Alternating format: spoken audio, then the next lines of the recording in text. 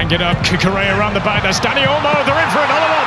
Oyarzabal is in for another one. Is that he's playing with much better players than the Spanish national side. You know, Real Sociedad have got good players, Spain have got great players. He's getting better chances, he's getting better supply. He's playing with players that see the pass earlier, like Pedri and like Lamine Yamal. Mikel Oyarzabal might be the most underrated player in world football.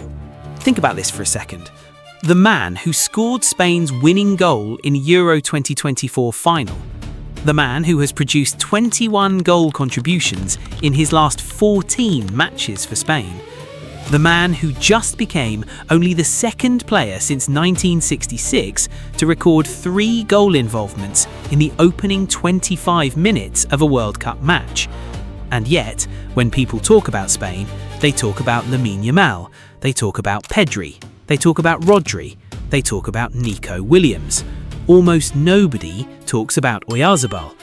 But after a brutal ACL injury that cost him the 2022 World Cup, he fought his way back, climbed into Spain's all-time top scorers, and has now started rewriting history in 2026.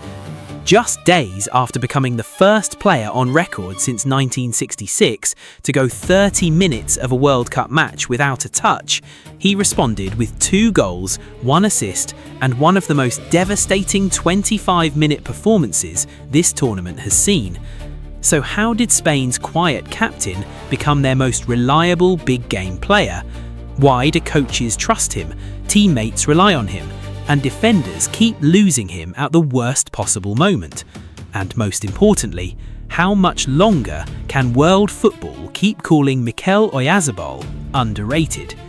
This is why Spain may have been hiding one of the most decisive forwards of his generation in plain sight all along. Mikel Oyarzabal is doing something very strange for a player who's supposedly underrated.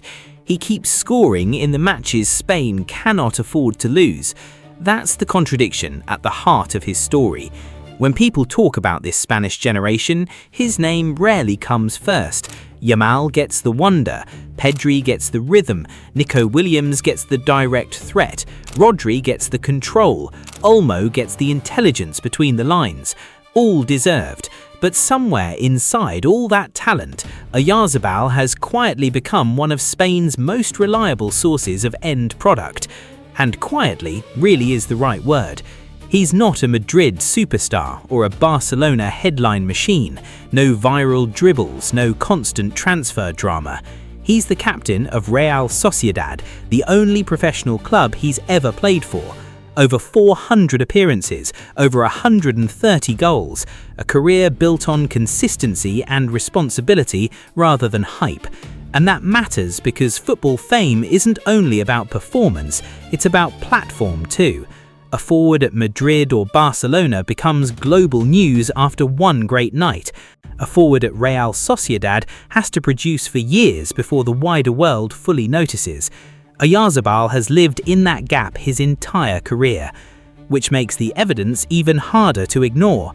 Spain debut in 2016, winning goal in a European Championship final, goal in a Nations League final, goal in an Olympic final, Copa del Rey finals at club level. This isn't a player having one hot tournament, this is a player with a long, documented pattern of showing up in the biggest moments. The Euro 2024 final is the clearest example. Spain and England locked at 1-1 in Berlin, the game drifting into the final minutes, England having found their equaliser through Cole Palmer. That exact moment where finals turn nervous and favourites start hesitating. Then Oyarzabal read the space, attacked the gap, arrived between 2 defenders and finished in the 86th minute. Spain won 2-1 and became European champions. And when that team's story got told afterward, the main focus went to Yamal, Nico, Rodri and the rebirth of Spanish football. Oyarzabal scored the winning goal in a European Championship final and still somehow felt like the quiet part of the story. The Nations League final against France in 2021, he scored Spain's opener.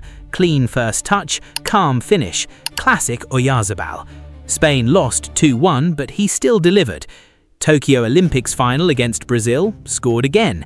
The 2020 Copa del Rey final scored the only goal as Real Sociedad beat Athletic Club and won their first major trophy in 34 years. Then the 2026 Copa del Rey final against Atletico scored from the spot in a shootout victory. Some players dominate conversations, others decide trophies. Oyarzabal belongs firmly in the second group. Coaches trust him because he doesn't need the game built around him, can play wide, central, as a false nine, drop to connect attacks, press with discipline, hold width, move inside. His game isn't about constant touches, it's about the right touches at the right moment. Which is why the Saudi Arabia performance meant so much, because the Cape Verde opener had set up an easy narrative against him. In the first 30 minutes of that 0-0 draw, Oyarzabal failed to record a single touch. For a forward in a team built on control, that looked bad. Critics had their angle ready. Then he dismantled Saudi Arabia in 25 minutes. Assisted Yamal for the opener in the 10th minute, breaking the tension immediately and giving Spain the control they'd been missing against Cape Verde, then scored twice himself by the 24th minute. Assist, goal, goal. Spain 3-0, match effectively over before Saudi Arabia had even had time to settle. All without needing endless touches, all through movement, timing and efficiency. That's what international football rewards at the highest level. Space opens quickly and disappears even faster. The best forwards don't always need to dominate the ball, they just need to arrive before everyone else realizes what's happening.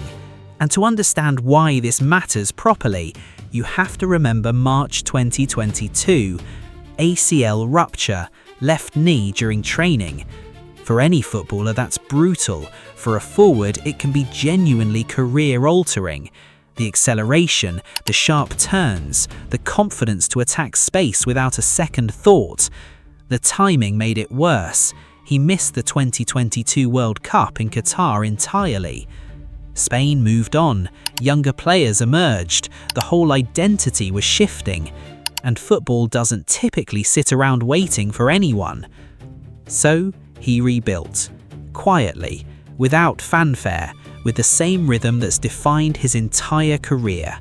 Came back for Real Sociedad, regained his place, became captain, returned to Spain, started scoring again. Not against soft opposition when the pressure was low, in finals, qualifiers, major tournaments, and now at a World Cup.